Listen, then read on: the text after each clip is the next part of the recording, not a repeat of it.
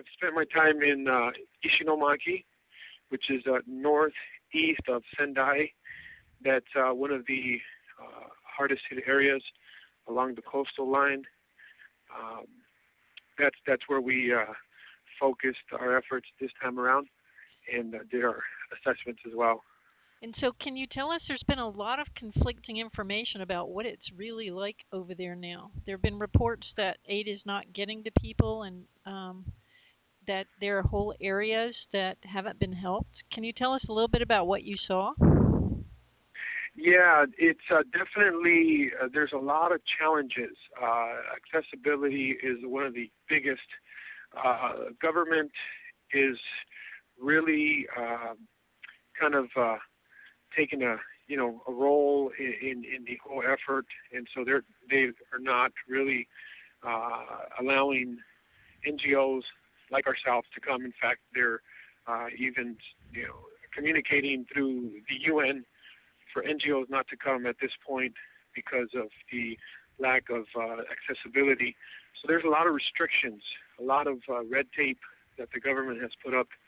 And so we've been fortunate, and that's one problem. Let me say the other is that because of the nuclear exposure, lots of people that have come or that were here have left. In fact, there have been reports of relief groups that have come here, but because they've received information on the radiation exposure, they have just literally turned around and left, running for their own lives. And so there's a whole lot of different things that have happened concerning that. A lot of fears with the foreigners that have either been here or that have come with the intentions of helping, but have been left because of the whole nuclear radiation exposure. So, have you been able to find out whether people are getting the basics of food and water in the areas that you visited?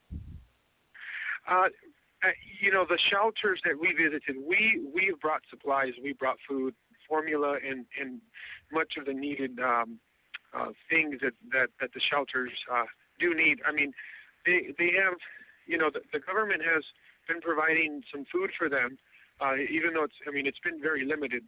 And as an example, just to explain what I'm talking about is where the people's food ratio is very very very small. They're getting about a bowl of rice and some soup a day. It's gradually getting better at some shelters but it's still a meal a day. So it's very small portion of food.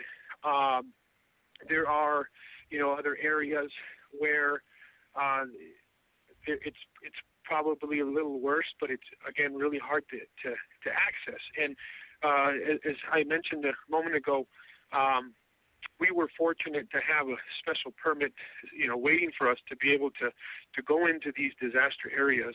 Otherwise, we would have not been able to go in. So there's a lot of those restrictions there. Right now, the temperature has just dropped. It snowed yesterday, even here in Tokyo, and it's a lot worse up north where everything is happening. So temperatures have dropped. It's very cold, and people are very limited as far as what they have to be able to stay warm. And so there's a lot of. What kind of place are people staying in? When you say shelters, are they what we imagine shelters to be? Are they tents? Are they built? No, they're actually schools, elementary schools, community centers, gymnasiums, those type of buildings that the government has opened up and has provided for the people. Are they heated? You know what? Ishinomaki has no electricity whatsoever. We were fortunate to stay. So the answer to the question is no.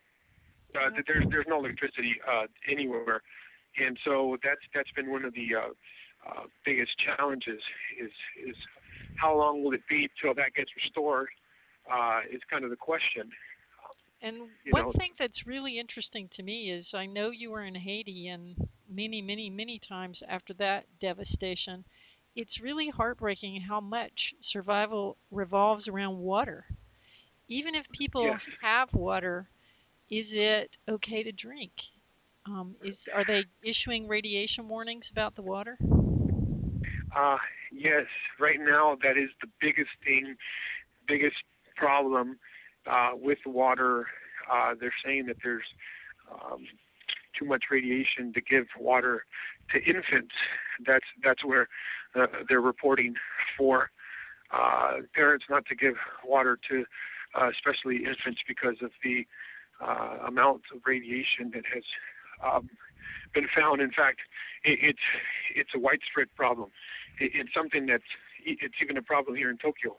And They're announcing that to the media. and I know that radiation is this thing that is so hard to get your mind around. You can't smell it, you can't feel it. It doesn't really change sort of the world that Right. as you're seeing it. Is there anything that you found about how people were dealing with this very, very sort of ominous but unidentifiable threat? On a personal level, or Both. The people you talk to, I think it would be very hard not to be sort of panic stricken and paranoid because you have nothing to gauge what's happening. it's interesting that you bring this up, because I was just talking to someone about this very thing yesterday. I received an email. It was very alarming, and it said, "Get out of Japan immediately. Run for your life." The nuclear plants. The government is running away. They're evacuating the military and everyone that has been working trying to stop this thing. Run for your life. And I mean, I just had a sense for a moment there of panic. It was as if someone had hit the panic button, and I'm just kind of trying to keep myself together, because I know that if I panic, it's not going to help anyone, including myself. So, I was fortunate to, get kind of through some intelligence sources that we have, and just investigate, hey, is this the reliable source where this information is coming from or not? Because if there's, well, we need to figure out if this is real or not. So just with that alone, I think that's been one of the biggest problems. There's the Japanese people here, there's a sense of mistrust even among their own government. They don't trust what they're hearing, because they're hearing one thing here from their government, yet the international media is portraying a whole different problem, saying that the problem is a lot bigger than what it is. So a lot of people have actually fled Japan, including Japanese people, not just foreigners. A lot of Japanese have left the country, and so there's that sense of fear. What's next? We're in Tokyo. We're in other parts of Japan, not exactly where this plant is, but we're still at risk of being exposed and having this threat. And I know, Jesse, from your work, Mr. Mendoza, I don't know if you mind me calling you Jesse since we Oh, were in you can Haiti call me together. Jesse all day long. What I was going to say is Perfectly fine. one of the most striking things to me about the experience in Haiti was the widespread psychological devastation. Yes. And the fallout, if you'll pardon the phrase, continued for at least, a year later, at least. Yes. Do you feel like this will be another experience where there is kind of a countrywide or citywide PTSD that people must deal with? Absolutely, absolutely. In fact, I've connected with some university folks there in Ishinomaki that are mobilizing just volunteers to help in these different and they're all locals in different disaster areas. And one of the things I asked, I said, what is needed, that I could come back with and effectively help with? I mean, what is one thing that you can think of? Yeah, to help the survivors. And the one thing he said is, what, we're going to need counselors.